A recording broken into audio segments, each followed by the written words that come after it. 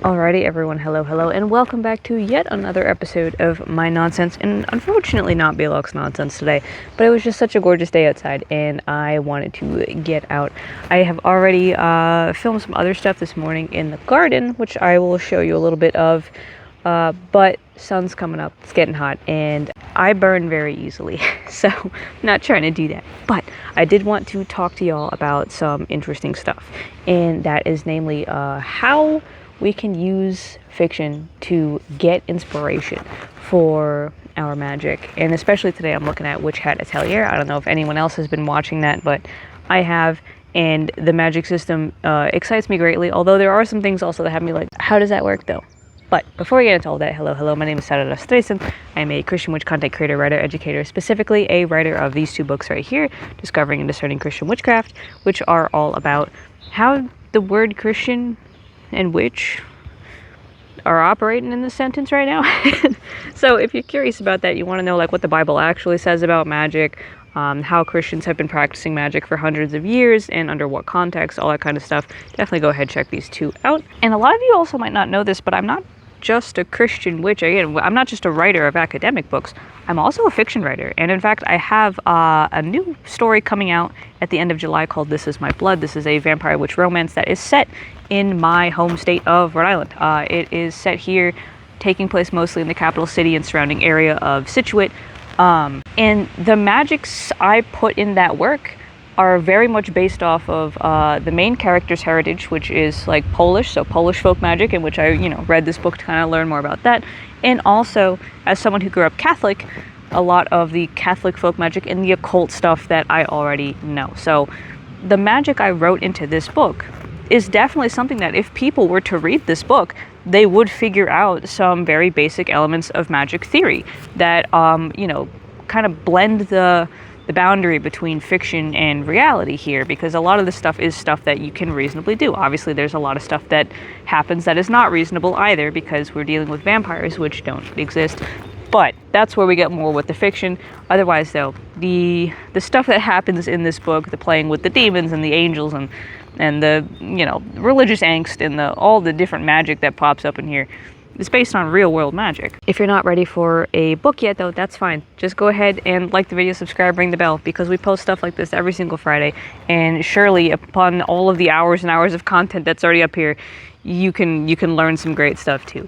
And if you want to pitch some further support my way and get these videos 2 weeks early and ad free, head over to my Patreon. We do all this kind of stuff and a lot more over there. And so likewise, as a writer and a witch, not only do I look to fiction for other examples of how to build magic systems, but I also look at them as a way to inspire my own magic, because a lot of what magic is really just whatever you can imagine. It's really about weaving certain metaphors together to convince yourself of what it is you're asking your magic to do. If we imagine magic as this kind of formless, energetic substance, right?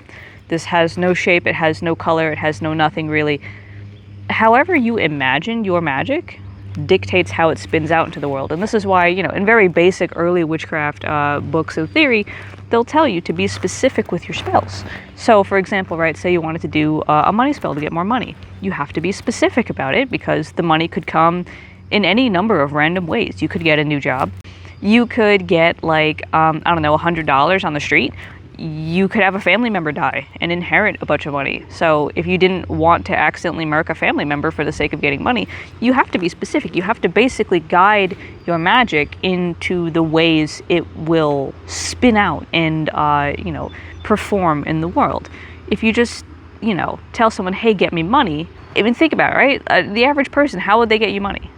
Would they rob a bank for you? Would they work really hard at a job and give you money? Would they ask a friend for the money? Where would they get the money from, right?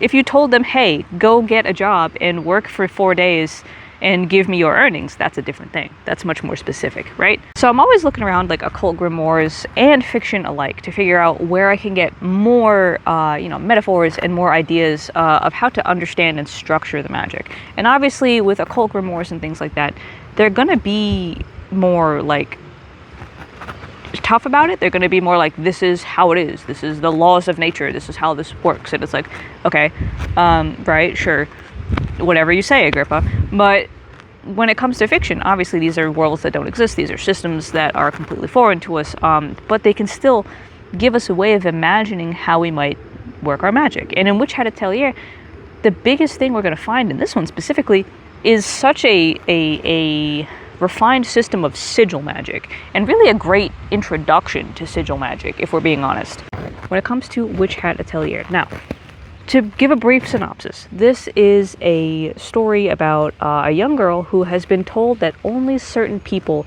can do magic, that you have to be born a witch to do magic, and no one else can do it. Okay, interesting. This crushes her dreams initially because she was once enamored with magic, and she really, really wanted to learn how to do it. So, oh well, you know what I mean? Her mom said, nope, can't do it, and that's it. And so she just kind of grew up in her mom's little kind of tailor shop, I guess. There comes a day where the wizard Kifre comes to town, and he helps fix this magic disc.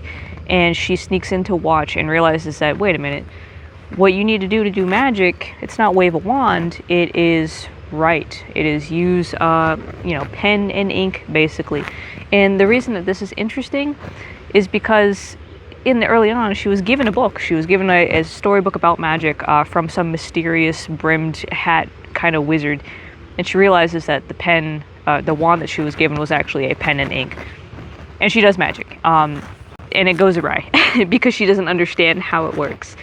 And so that starts the whole show and the whole quest and everything else like that.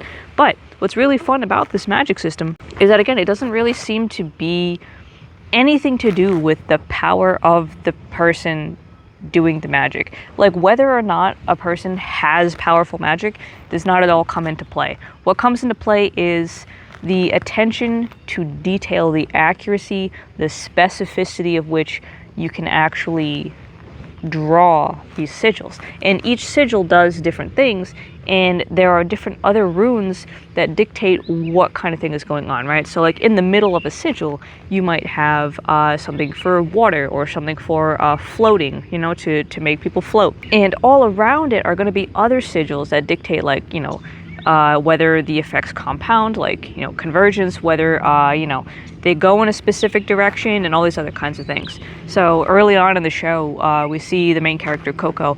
She manages to basically make a flying stick or some kind of flying raft. She's trying to make a boat, but it just kind of gets attached to the stick. She makes a sigil where one of these runes is way longer than all the other ones, and that means that the wind sigil in the middle is going to push it up. It's going to go in that direction. It's going to go straight up. Right, that means you have to be very specific about the size of the sigil, the size of the circle itself, and all these other things, and that you have to use this very special charmed ink that only few people know how to make, and the magic really does seem to be coming from that ink and from the runes itself. There are a lot of questions to be had about this magic system, honestly. There comes a point where, like, we find out you can charm objects with this kind of thing. I mean, like, I'm trying not to give too many spoilers, but you can charm objects, right? For instance, right away we find out we have sylph shoes, and these are shoes that, they have the seal on them between two shoes. When you press them together, they make the complete circle you need to activate the magic, and you can kind of float with your shoes. Great. That is the most beautiful swallowtail butterfly over there, just floating around, just very casually floating around. It might come around this side, you might see it, but oh, yep, there it is, floating around over there. Side note, this area is like a witch's dream. Wildflowers and dragonflies and butterflies and all kinds of things just everywhere all the time. But anyway, there are still some questions though, because it's kind of like, okay, so if you want to enchant all these objects and all these items, like, at what point do we start losing the rules of this magic system? Because it does seem that you have to have a circle, like a completed circle, and you can actually leave spells unactivated by leaving a gap in the circle. When you're ready to activate it, you just draw that line and close it. Interesting. But, like, how many combinations can you make? What kind of stuff can you do? Like, where does the limit end? This seems to be what we are angling to explore, because this is what us fiction writers would call a hard magic system. Hard magic system means that there are strict rules. You can't just do whatever the hell. A soft magic system would be like Lord of the Rings, when Gandalf just, like, does whatever with no explanation. He just kind of, like, staff and things happen, and it's like, okay, great, how'd you do that? hard magic systems are definitely the kinds where you can pull a lot of interesting ideas from, and also as a witch on top of a fiction writer. But like all of the questions I could have about the magic system aside, that I'm sure we will figure out as we go on, the point stands that, again, as I was saying, this is really refined sigil magic. This is a great way to think about sigils in themselves. And in fact, I've seen some folks, I don't know if you've joined this yet, by the way, but we do have an entire church for Christian witches, the Ministry of Christ, under the Order of Divine Mysticism. And we've been talking a little bit about this in there as well. And some folks have been creating their own kind of like magic with this already. And it's really, really interesting. It's really, really fun. There are many different types of sigils. There are many different ways that it all works. And this is why these characters have to spend so long studying this, because it becomes less mystical, magical, whatever, and it becomes more a science, which is really what magic is, if you think about it. It's an occult science. It's occult philosophy. And so sigils, if you don't know what a sigil is basically an ink stamp spell. It is something where you design with, whatever intention you have in mind, some kind of symbol or shape that you can then, you can draw it into things that you're baking, you can carve it into furniture, you can, maybe draw it in your own makeup and then kind of blend it in. You can fold it up on a piece of paper and carry it around with you like a talisman. You can do a lot of interesting things with a sigil. And the limits of, what you can make sigils for entirely depends on the extent of your imagination. The thing is, though, for a lot of people, making sigils can be very hard. Making sigils can be very annoying, especially because the methods for making them are all different and varied, right? So some people use this kind of circle thing where, like, you spell out your intention and it makes this weird line shape. My preferred method before was to, write out my intention, cut out all the repeating words and vowels, and then just make a glyph out of what letters remained.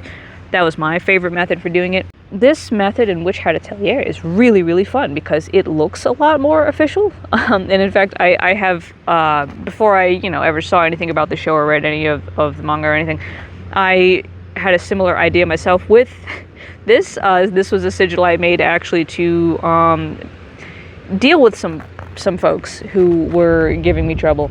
And there was the same kind of idea. It was the circle, right, with all of the different glyphs around it that meant a certain thing, with the glyphs representing the people within it, other things like that. And it followed a similar idea. Circles. Witches love circles. If cats love squares and boxes, witches love circles, man. So, this idea of put it in a circle, decide what it is you want to do first. Do you want to make fire? Like they have the little lamps that can make fire. Do you want to make water and kind of carry around a little water lantern? They have those as well that can conjure water for you. Do you want to do something with wind? Do you want to do something that makes you float? What is it you want to do? And then how do you want to do it? That's the next part where, like, Coco kind of blows herself up a little bit because she accidentally makes one of these glyphs a little bit too long, and it freaking, it makes the fireball that she's making kind of spin out and uncontrollable because of the inconsistency between the glyphs. So it's like, do you want to force the pressure in so the thing is contained in one spot? Do you want to push it out so it kind of emanates out? What do you want to do? Do you want to multiply the effects? Do you want like a giant plume, a column of fire? What do you want, right? So these are the kinds of things, and that's where it becomes more of a science, more of a technology, and we see how that technology employs itself in Witch Hat Atelier with gates that can connect distant lands, with, again, the fire lamps and the water carriers and all these other kinds of things, with spells that can make floor tiles light up, and all these other kinds of interesting things that aren't just about, woo, wow, magic power, but more about, like, how can we actually use magic to functionally improve the lives of people? Because, again, it doesn't rely on anyone's active power feeding it. It relies just on the sigil that's there. So you can destroy a spell by messing up the sigil and breaking the circle around it. You can also have anyone use magic if they have an object with a functional sigil on it. You don't have to be a witch to use any of these magical tools. The magic is already prescribed onto it with the ink. Kind of also reminds me of Full Metal Alchemist, when our big tin can of a brother here, his soul is anchored to that tin body by a blood seal on the armor of that seal were to be wiped off, his soul would be disconnected from it, he would be lost. Which is also actually going back further, see how everything feeds each other. That idea also goes back to the concept of the Jewish golem. The Jewish golem is exactly the same as the brother in Full Metal Alchemist in that regard, in that they are living structures. They're not flesh, but they are stone, and they are meant to protect the conjurer, and the conjurer can destroy them basically, or deactivate them, by taking the Hebrew letter that was written there and smudging it a bit so that it says something else. It goes from saying something like breath or something like life to something like dead. So that idea comes into Full Metal Alchemist and comes into these other things, and then it reminds us of these things, and then we employ them for our own uses and our own servitors and our own ideas, and it just continues compounding. It's very fun. It's very interesting. When it comes to sigil magic, I find that, if you look up some of these sigils and what they might mean, this might be a great way for folks to begin learning sigil magic at large, and also a great way to kind of basically make the equivalent of a magical thumbtack or pushpin, right? Something where you don't need to be actively feeding your energy and intention all into this all the time. Rather, you can create these sigils, you can imbue them with whatever you want, and you can charge them up however you want too. I mean, yeah, bring out your herbs and your crystals and whatever, write it in a special ink, do all these kinds of things, and then put all that energy and all that focus into the sigil, and then let the sigil simply work, right? Let that be the symbol, the pushpin, the anchor of whatever it is that you're trying to do, I definitely think when it comes to making sigils that this method might be one that I employ more, because I love the way it looks. I love the complexity that it can get and how much it can do, the technicality of it. It's just so much more interesting than the way I was doing sigils before. And that's why I really love looking at fiction for these kinds of things. Because before it's just like, okay, yeah, it's a sigil, and I might make something that looks messy, but it's not consistent. If I were to try and make a sigil again, it would be different symbols, it'd be different shapes, it'd be all this kind of stuff. And it'd be hard to repeat, it'd be hard to recreate, it'd be hard to codify and make consistent. And that's where Witch Hat Atelier is really good. Because it's not just like, every sigil is going to be different with different ideas and different things going on, and you're never going to have a set method, and you're never going to have two that are the same. This is a system. This is something where, yes, you can repeat consistently the same ideas. You can, study it enough that you can create them really fine. And you can also not have to think so hard in the act of creating them, because that's what trips me up a lot, is like I start getting really in the weeds with the details.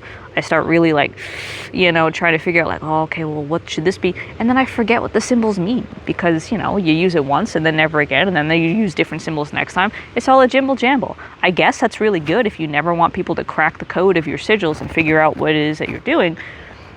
But it also makes it hard for you when it's like when you make 13 different passwords and then you forget them. So every time you log in, you have to make a new password, and it's like, God damn it, Having a strict system, and even building your own symbols and ideas of what things mean, can go a long way in simplifying the process of making these sigils. And so the more I watch Witch Hat, the more I'm just really enamored with this magic system. And the plot itself is very interesting. It seems to be there's a struggle, right, between folks who think that everyone should have access to this knowledge and this magic, and those who say absolutely not. That started 13 equivalents of nuclear wars before. We cannot do that again, right? So interesting political stuff going on in there.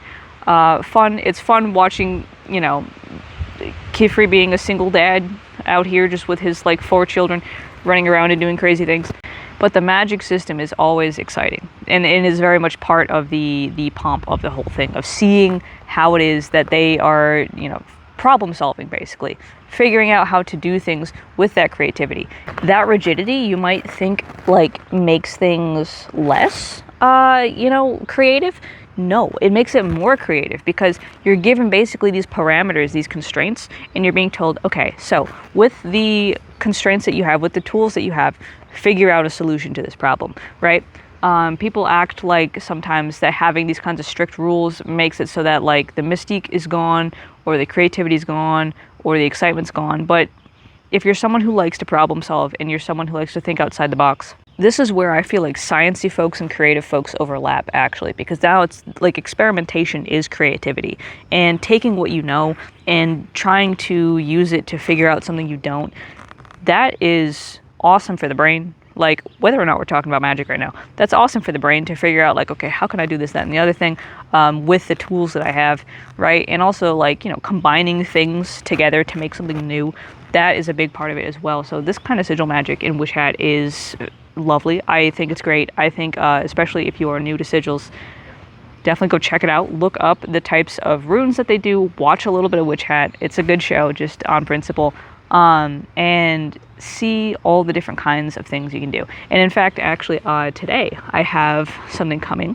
I have a pen and ink, not to do Witch Hat sigils with, but to do something different with, because again, I am a fiction writer, and I felt like, well, you know, all this general magical praxis is good and fine and fun, but what if I really did magic that was in fact more centered around my vocation in life, which is storytelling and writing? What if the spells that I cast were not any of these kinds of big, you know, things or rituals, but were instead stories? And in fact, that is a part of folk magic, which we could talk about all this another time. Now I'm getting off the deep end. But if you're on my Patreon, I likely will talk a little bit more about my plans with my new magical tool here and my new magical ink pot.